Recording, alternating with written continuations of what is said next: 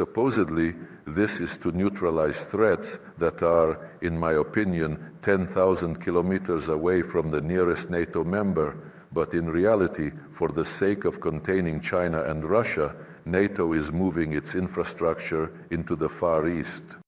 The United States is creating closed military political formats with the participation of regional countries, Japan, the Republic of Korea, and the Philippines. They are literally trying to pull the Philippines out of ASEAN, aiming to undermine the very foundation of the open regional security architecture that has been built for many decades around the central role of the Association of Southeast Asian Nations.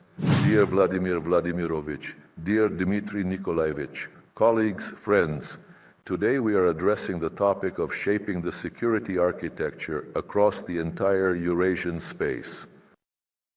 For Russia, a civilization state stretching from the Baltic and Black Seas to the Pacific Ocean, the importance of building such an architecture cannot be overstated. Its necessity is further underscored by the fact that the centuries-long period of Western dominance is coming to an end and an era of multipolarity is beginning.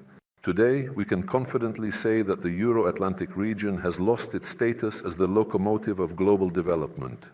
In terms of overall economic indicators, the BRICS Association has left a group of 7 Western leaders behind, and the gap is widening with each passing year. The center of economic, trade, and investment activity is shifting precisely to Eurasia, the largest and richest continent, the cradle of several great civilizations.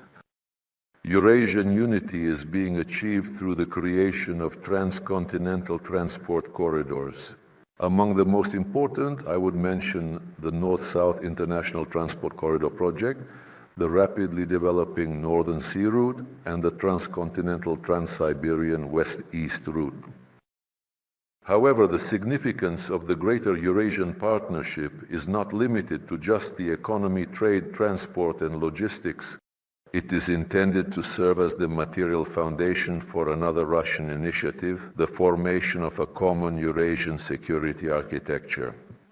From various platforms, it has been said many times that our Western colleagues themselves put an end to the Euro-Atlantic security model, which we had been building together with them, generally speaking, with the best of intentions, starting from the late 1960s. But our Western colleagues have literally trampled on the commitments made at the highest level, both within the Organization for Security and Cooperation in Europe and within the framework of the Russia-NATO Council.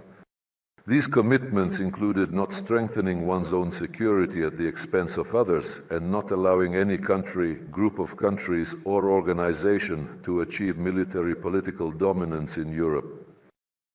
All of this was destroyed both by NATO's bombing of Yugoslavia in 1999 and by NATO's and even the European Union's aggressive eastward expansion.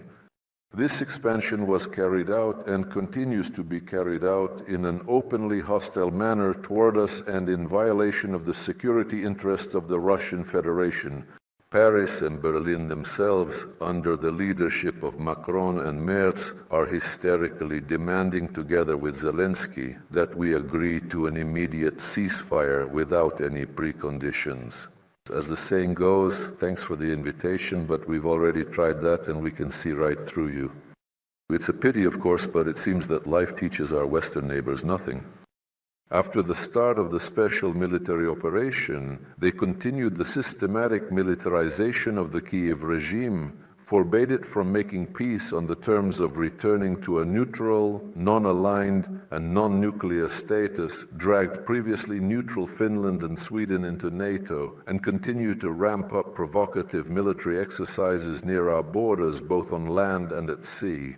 Supposedly, this is to neutralize threats that are, in my opinion, 10,000 kilometers away from the nearest NATO member, but in reality, for the sake of containing China and Russia, NATO is moving its infrastructure into the Far East. The United States is creating closed military political formats with the participation of regional countries, Japan, the Republic of Korea, and the Philippines. They are literally trying to pull the Philippines out of ASEAN, aiming to undermine the very foundation of the open regional security architecture that has been built for many decades around the central role of the Association of Southeast Asian Nations. By the way, and just to clarify, speaking of India and the anti-Chinese orientation of NATO initiatives in the eastern part of Eurasia, I want to once again reaffirm our genuine and sincere interest in the prompt resumption of the Russia-India-China trilateral format, now that, as I understand it, India and China are reaching an understanding on how to de-escalate the situation at the border. I believe the time has come to revive this RIC trilateral format. Meanwhile, the United States is strengthening the nuclear component of its military cooperation both with Seoul and with Tokyo, which they are trying to draw into this process. The Democratic People's Republic of Korea is under ever-increasing pressure from the West.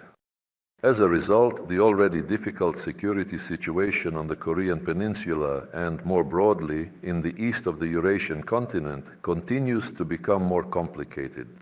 We are not interested, and I want to emphasize this in particular, in perpetual confrontation with anyone.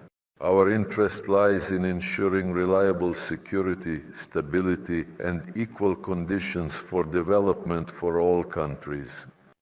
We are convinced that only such a fair approach has the right to exist. The issue of security in Eurasia is gradually becoming one of the central topics both in our political and expert academic dialogue with the People's Republic of China.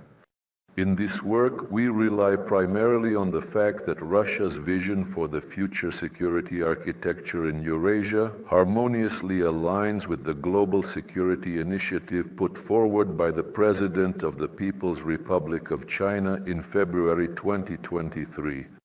This initiative specifically states the necessity of identifying and eliminating the root causes of all conflicts, any conflict. This is a systemic, generic approach that we fully support.